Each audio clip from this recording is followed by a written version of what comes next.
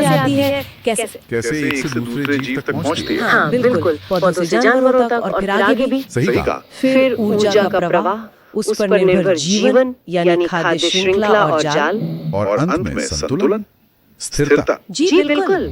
चलिए शुरू करते हैं एनवायरमेंटल स्टडीज ईवीएस। पारिस्थितिकी से शुरू करते हैं। हाँ, ये बिल्कुल तार्किक है।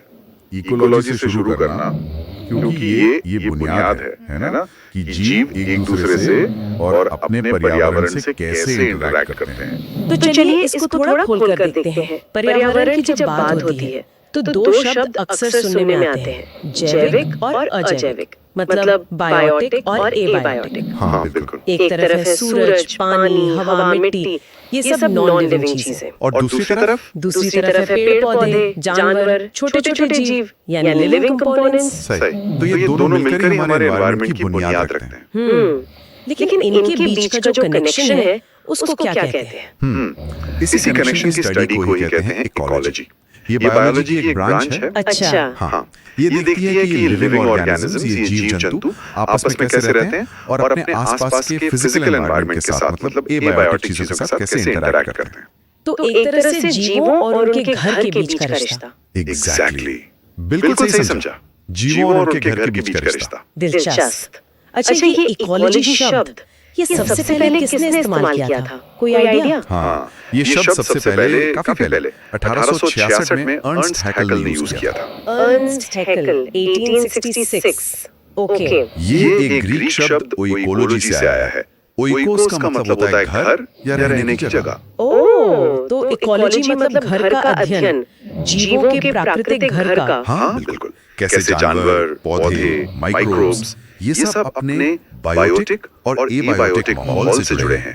यही है इकोलॉजी। ठीक है, तो इकोलॉजी हुई इंटरैक्शंस की स्टडी। फिर ये इकोसिस्टम क्या है? ये शब्द भी बहुत सुनते हैं। पारिस्थितिकी तंत्र, ये अलग है? बढ़िया सवाल पूछा। हाँ, ये थोड़ा स्पेसिफिक है। देखिए, इकोलॉजी तो पूरा साइंस हो गया।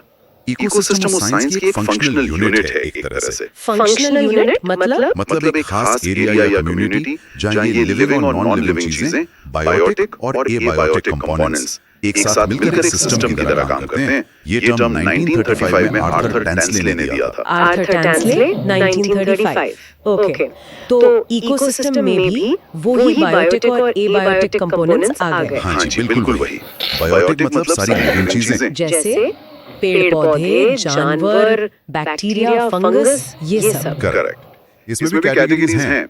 पौधे जो खाना बनाते हैं वो हैं प्रोड्यूसर्स, उत्पादक। जानवर जो दूसरों को खाते हैं वो हैं कंज्यूमर्स, उपभोक्ता। हाँ, कंज्यूमर्स। और फिर माइक्रोब्स जैसे बैक्टीरिया, फंगस जो मरे हुए जीवों को डिकम्पोज करते हैं वो हैं डिकम्पोजर्स। अब घटक प्रोड्यूसर्स, कंज्यूमर्स, डिकम्पोजर्स। ठीक है। और एबायोटिक फैक्टर्स वो नॉन लिविंग चीजें हैं जो लाइफ को सपोर्ट करती हैं, उसे अफेक्ट करती हैं। जैसे सूरज की रोशनी एनर्जी का मेन सोर्स, पानी, हवा, मिट्टी कैसी है, टेम्परेचर कितना है, क्लाइमेट कैसा है, ये सब यही तय करते हैं कि किसी जगह पर कैसे जीव रहेंगे। सही।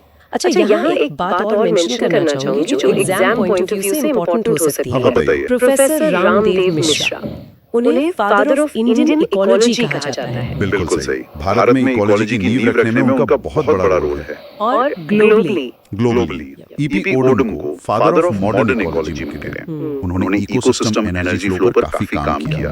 ये दोनों नाम याद रखने चाहिए। डेफिनेटली, रामदेव मिश्रा और ईपी ओडम। हाँ। ओके, तो अब इकोसिस्टम काम कैसे करता है? आपने एनर्जी फ्लो की बात की। हाँ, एनर्जी फ्लो सबसे जरूरी है।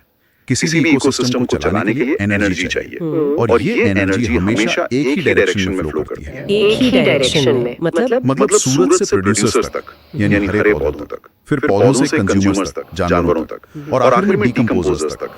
ये वापस सूरज की तरफ नहीं जाती, वन वे स्ट्रीट है। अच्छा, वन वे फ्लो। इसे समझने के लिए शायद फूड चेन या खाद्य श्रृंखला सबसे आसान तरीका है। हाँ, फूड चेन एक सिंपल मॉडल है इसे समझने के लिए।